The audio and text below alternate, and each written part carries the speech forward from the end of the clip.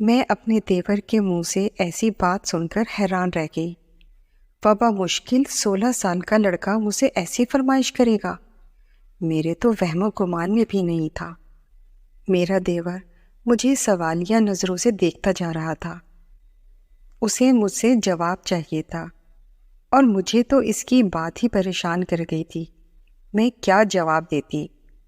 میں نے اسے نظر انداز کر کے بات بدل دی اور شکر کیا کہ گھر میں کسی اور نے اس کی بات نہیں سنی، ورنہ تو اس کی خیر نہ ہوتی۔ لیکن وہ ڈھیٹ بنا رہا اور کچھ دن بعد پھر سے میرے سامنے وہی فرمائش کرنے لگا۔ بھابھی، مجھے ہمیشہ سے کالی گھوڑی کی سواری کا شوق ہے۔ آپ مجھے اپنی گھوڑی پر بیٹھنے کا ایک موقع تو دیں، میں آپ کو خوش کر دوں گا۔ وہ باقاعدہ منتوں پر اتر آیا تھا۔ اس کی بات پر مجھے شدید جھٹکا لگا۔ یعنی شوق تھا، وہ بھی ہمیشہ سے؟ مجھے خوش کر دے گا؟ مجھے اس کی باتیں بڑی عجیب لگی تھی۔ میں نے اس سے پھر بھی لحاظ سے بات کیا۔ کیا مطلب؟ تم کب سے یہ سب کر رہے ہو؟ میں نے کچھ گھبرا کر سوال کیا۔ ابھی اس کی عمر ہی کیا تھی جو وہ ایسے شوق پالنے لگا تھا؟ میں جانتی تھی گھر والوں میں سے کسی کو بھنک بھی پڑ جاتی تو قیامت ہی برپا ہو جاتی۔ کوئی بھی اس کے شوق سے واقف نہیں تھا، کیونکہ سب ابھی تک اسے بچہ سمجھتے تھے اور لاڈ پیار سے رکھتے تھے۔ ابھی اسے پڑھائی کی طرف ہی توجہ دینی چاہیے تھی، اور وہ تھا کہ نہ جانے کس قسم کے آوارہ لڑکوں میں بیٹھنے لگا تھا جو یہ فرمائش کر گیا تھا۔ بس 2 سال ہوئے ہیں کہ مجھ میں یہ شوق پیدا ہوا، اور میں نے اپنا یہ شوق سب سے چھپ کر خوب پورا کیا ہے، مگر جیسی آپ کی گھوڑی ہے وہ کبھی نہیں ملی۔ آپ مجھے ایک بار اجازت دے دیں، وعدہ کرتا ہوں گھر میں کسی کو بھی پتہ نہیں چلے گا۔ وہ رازداری سے بولتے ہوئے شرارت سے آنکھ مار کر بولا۔ میں شرمندہ سی ہو گئی، میرا دل زور زور سے دھڑکنے لگا۔ تم جانتے ہو، اگر کبھی گھر میں کسی کو تمہارے اس شوق کے بارے میں پتہ چلا تو تمہاری خیر نہیں ہوگی۔ تمہیں اپنی پڑھائی پر توجہ دینی چاہیے، ابھی تمہاری اتنی عمر نہیں ہے۔ میں نے اسے بڑے پن سے سمجھانا چاہا۔ میرے شوہر بہت سخت مزاج آدمی تھے۔ اگر انہیں اندازہ ہو جاتا کہ ان کا چھوٹا بھائی پڑھائی چھوڑ کر ان کاموں میں لگا ہوا ہے تو وہ اس پر ہاتھ اٹھانے سے بھی گریز نہ کرتے۔ وہ میری فکر پر لاپرواہی سے کندھے اچکا گیا، کہنے لگا، اب آپ مجھے زبردستی پر اکسا رہی ہیں۔ بھابھی، میرا بھی وعدہ ہے آپ سے کہ آپ کی کالی گھوڑی پر میں ضرور بیٹھوں گا، اور وہ کر کے ہی دکھاؤں گا کہ آپ بھی حیران رہ جائیں گی۔ آپ مجھے بچہ نہ سمجھیں، مجھے تو لگا تھا کہ آپ میرا ساتھ دیں گی، کسی کو پتہ نہیں چلے گا، بس ایک بار کی بات ہے۔ لیکن آپ نے تو میری بات کا مان تک نہیں رکھا۔ اس نے مجھ سے درخواست کی تو اس کی ضد پر میں مزید پریشانی میں مبتلا ہونے لگی۔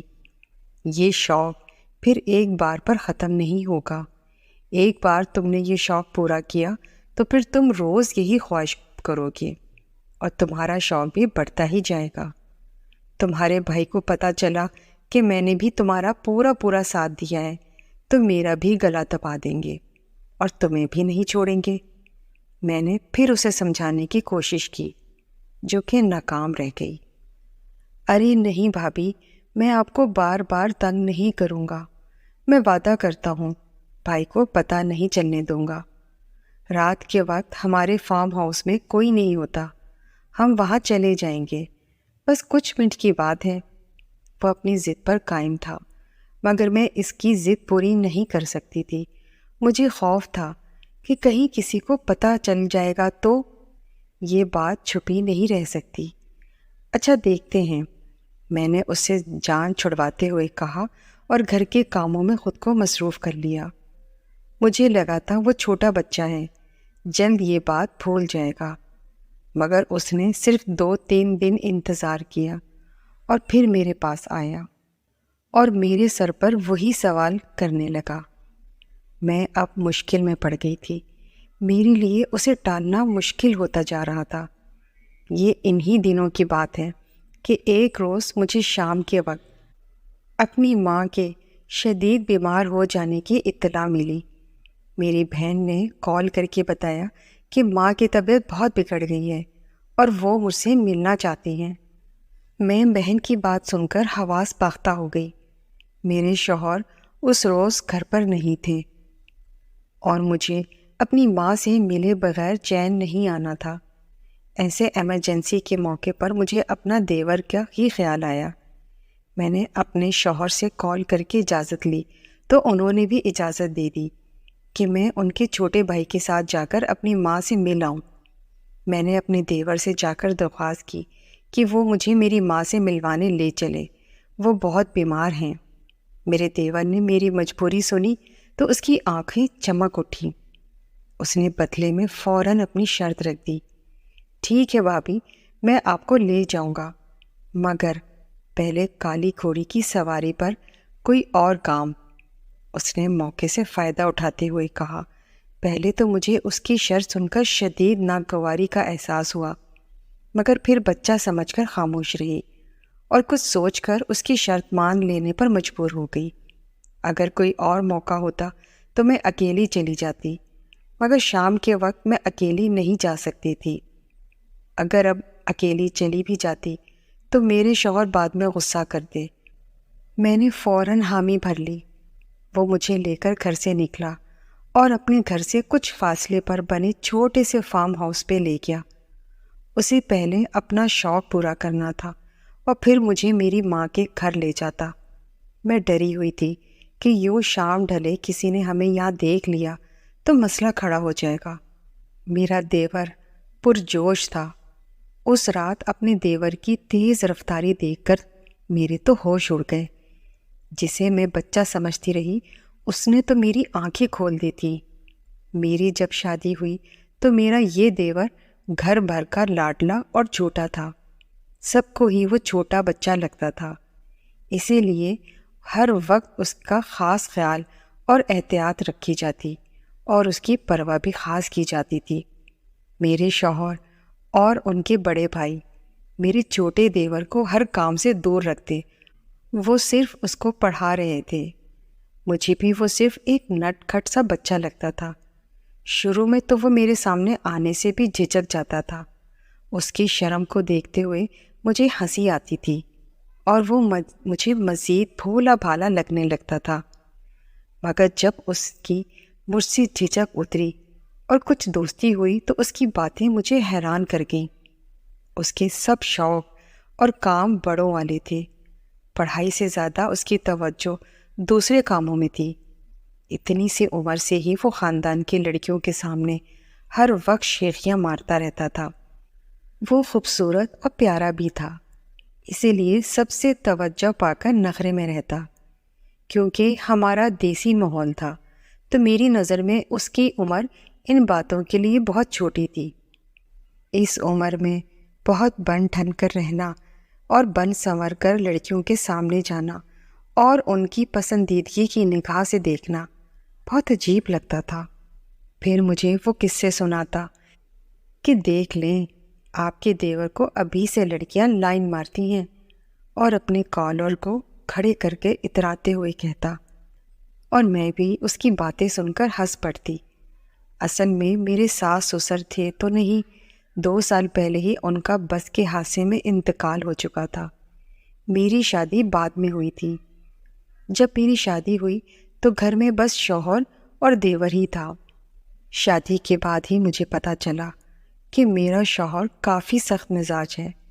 جب تک میرا شوہر گھر پر ہوتا تو میرے ساتھ ساتھ میرے دیور کا بھی سانس رکا رہتا۔ جیسے ہی وہ کام سے باہر جاتا، دیور میرے سر پر سوار ہو جاتا، کبھی اسکول کی، کبھی خاندان کی اور کبھی اپنے شوق کی باتیں مجھے بتاتا۔ اس کے پاس تو باتوں کا ذخیرہ ہوتا تھا۔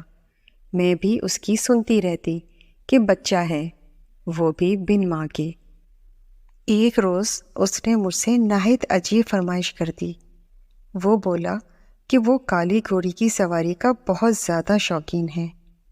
میں پہلے تو اس کی بات نہیں سمجھ پائی اور صرف سر ہلا دیا، مگر اس کے اگلے جملے پر میں بری طرح ٹھٹک کر رہ گئی۔ وہ میرے سرہانے پر آ کر بولا، بھابھی آپ کی گھوڑی بھی تو کالی ہے، کبھی مجھے اس کی سواری کا موقع دیں۔ میں نے اسے کوئی جواب نہیں دیا اور اسے ایسے ظاہر کیا جیسے سنا ہی نہ ہو۔ مجھے اس روز سمجھ آئی کہ وہ اکثر ہی کالی گھوڑی کی باتیں کرتا تھا اور مجھے دیکھتا تھا۔ میری گھوڑی بھی تو کالی تھی، اس لیے وہ مجھے امید سے دیکھتا رہتا تھا کہ شاید میں اسے اجازت دے دوں۔ میں تب تو اس کی بات نظر انداز کر گئی اور بات بدل گئی۔ میں نہیں چاہتی تھی کہ اس کا شوق گھر کے کسی اور فرد کے کانوں میں پڑے۔ مجھے خوف تھا سب یہ نہ سمجھ بیٹھے کہ کالی گھوڑی کی طرف اس کی توجہ میں نے دلائی ہے۔ مجھے یقین تھا میرے سخت مزاج میرے شوہر کو مجھ پر شک ہوتا تو وہ مجھے مار ہی ڈالتے کہ میں ان کے چھوٹے بھائی کو بگاڑ رہی ہوں۔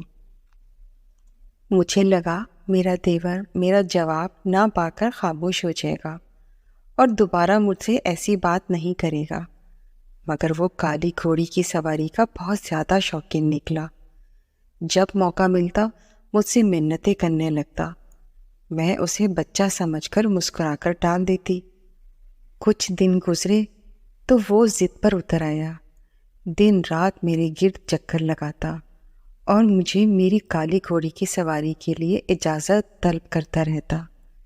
میں اسے ٹال ٹال کر اور بہانے بنا بنا کر تھک گئی تھی، کیونکہ میری وہ کالی گھوڑی بہت نخریلی اور بدتمیز تھی۔ اپنے اوپر بیٹھے شخص کو پل میں نیچے گرا دیتی تھی۔ مجھے یہی ڈر لگا رہتا کہ اگر دیور کو چوٹ آ گئی تو میری شامت پکی ہے، مگر وہ مجھ سے ضد کر کر کے نہیں تھک رہا تھا۔ پہلے میں نے سوچا کہ میں اپنے شوہر کو اس کا بتاؤں تاکہ وہ خود اپنے بھائی کو سنبھال لیں، مگر پھر میں جھجک سی گئی۔ اگر میرا دیور بکر جاتا تو پورا گھر مجھے برا بھلا کہتا۔ میں اسی وجہ سے کسی کو بتا بھی نہیں سکتی تھی۔ میں نے اپنے دیور کے سامنے جانا بھی چھوڑ دیا۔ اس کا شوق وقت کے ساتھ ساتھ بڑھتا ہی چلا جا رہا تھا۔ اس کی ضد بڑھتی دیکھ کر میں گھبرانے لگی تھی۔ پھر جس روز میری ماں کی طبیعت اچانک بگڑنے پر مجھے اسی دیور کی ضرورت پڑی تو اس نے موقع سے فائدہ اٹھا کر مجھ سے اپنی ضد منوا لی۔ مجھے لگا تھا وہ بچہ ہے اور سواری نہیں کر پائے گا، جلدی تھک جائے گا، مگر میرا خیال اس نے فارم ہاؤس میں جا کر غلط ثابت کر دیا۔ وہ بظاہر چھوٹا بچہ نہایت تیز نکلا تھا۔ اپنا شوق پورا کر کے جب وہ لوٹا تو پسینے سے شرابور تھا اور چہرہ سرخی میں ڈوبا ہوا تھا۔ شکریہ بھابھی، مجھے بہت مزہ آیا، وہ تشکر سے بھی مجھے دیکھ کر بولا، اور میں اتنی گنگ تھی کہ اسے جواب بھی نہیں دے پائی۔ وہ آگے بڑھا تو میں بھی خاموشی سے اس کے پیچھے چل پڑی۔ وہ راستے بھر مجھ سے میری اسی گھوڑی کے بارے میں باتیں کرتا رہا اور پھر بولا، آپ نے ٹھیک کہا تھا بھابھی، آج مجھے اتنا مزہ آیا کہ اب دل چاہ رہا ہے روزانہ اپنا شوق پورا کروں۔ آپ بھائی کو مت بتانا، میں تو اکثر اپنا شوق پورا کرتا رہوں گا، آپ میرا ساتھ دیں گی نا؟ وہ اچانک بولتے ہوئے مجھ سے وعدہ لینے لگا۔ میں نے سر ہلا دیا۔ اب میں مطمئن تھی، اسے دیکھ چکی تھی کہ جتنا وہ ماہر تھا کوئی نقصان نہیں کر سکتا تھا۔ ہم جب تک میرے میکہ میں پہنچے بہت رات ہو چکی تھی۔ میں اپنے دیور کو اس کے آرام کے لیے کمرہ دکھا کر خود اپنی ماں کے پاس بیٹھ گئی۔ میرا دیور تو اتنا تھکا ہوا تھا کہ بستر پر گرتے ہی سو گیا۔ وہ رات کے کھانے کے لیے بھی نہیں اٹھا۔ میری بہن نے حیرت سے مجھے بتایا تو میں بات بنا گئی کہ وہ صبح سے پڑھائی کرتا رہا تھا، اسی لیے اب تھک گیا ہے، جبکہ خود مجھے فارم ہاؤس میں جانے کے بعد کا منظر یاد آ گیا جس کی وجہ سے میرا دیور اتنا تھک گیا تھا۔ ہمارے فارم ہاؤس میں گھوڑوں کے استبل میں موجود نسلی اور اونچے گھوڑوں میں میری سیاہ کالی گھوڑی کھڑی ہوئی تھی۔ یہ گھوڑی مجھے شادی کے تحفے میں میرے ابا نے دی تھی، اور جب سے میں بیاہ کر آئی تھی میرے دیور کی نظریں میری اس کالی گھوڑی پر ٹک سی گئی تھی۔ وہ استبل کے قریب پہنچ کر پرجوش سا میری کالی گھوڑی پر ہاتھ پھیر رہا تھا، پھر اسے کھولتے ہوئے استبل سے نکال کر میدان میں لے گیا اور اس کی نکیل ڈالنے لگا۔ میری گھوڑی کی اٹھان بہت اچھی تھی۔ میری نظر میں اس جیسا نوعمر لڑکا گھوڑوں کی سواری کر ہی نہیں سکتا تھا، جبکہ میری اونچی لمبی گھوڑی کی سواری کرنا میں یہی سوچ کر اسے اجازت نہیں دیتی تھی اور ٹال مٹول سے کام لیتی رہی۔ آج بھی میں نے یہ سوچ کر اجازت دی تھی کہ وہ اول تو سواری کر ہی نہیں پائے گا، اور اگر کر بھی لی تو زیادہ دیر تک نہیں ٹکے گا، کیونکہ میری گھوڑی بہت تیز اور نخریلی تھی۔ وہ کم ہی کسی کو اپنی سواری کرنے دیتی تھی، مگر میرے دیور نے نہایت مہارت سے اس پر سوار ہو کر اسے سنبھال لیا تھا، اور کسی ماہر گھڑ سوار کی طرح وہ اس کی سواری کیے اس میدان میں گول گول چکر کاٹتا گھوڑی کو بھگا کر دھول اڑا رہا تھا۔ میں حیرت سے اس کو دیکھ رہی تھی۔ مجھے یقین نہیں آ رہا تھا وہ اتنا چھوٹا بچہ اتنا ماہر گھوڑ سوار تھا۔ یہ ان کا خاندانی شوق تھا اور سب بھائی گھڑ سواری میں ماہر تھے۔ یقیناً یہ شوق اس کے خون میں تھا، لیکن مجھے یہ خوف بھی تھا اوپر سے کوئی پہنچ جاتا تو میری تو خیر ہی نہ ہوتی۔ رات کے وقت میں ان کے چھوٹے بھائی کو یہاں لا کر گھڑ سواری کروا رہی تھی، اور اس بات پر میری اچھی خاصی کلاس لگ سکتی تھی۔ بہت دیر کے بعد جب میرا دیور واپس لوٹا تو پسینے سے شرابور تھا۔ اسے ٹھیک ٹھاک دیکھ کر ساتھ ساتھ مجھے اطمینان بھی ہوا۔ وہ گھوڑی سے اترا، اسے استبل میں باندھنے کے لیے چلا گیا اور پانی پلانے لگا۔ میں ہونک سی اسے دیکھتی چلی گئی تھی۔ میری ماں کی طبیعت کافی سنبھل گئی تھی۔ اگلے ہی روز ہم گھر واپس چلے گئے، مگر اب بھی میرا دیور اکثر مجھے بتا کر رات کو فارم ہاؤس چلا جاتا ہے اور چھپ کر کالی گھوڑی کی سواری کا شوق پورا کرتا ہے۔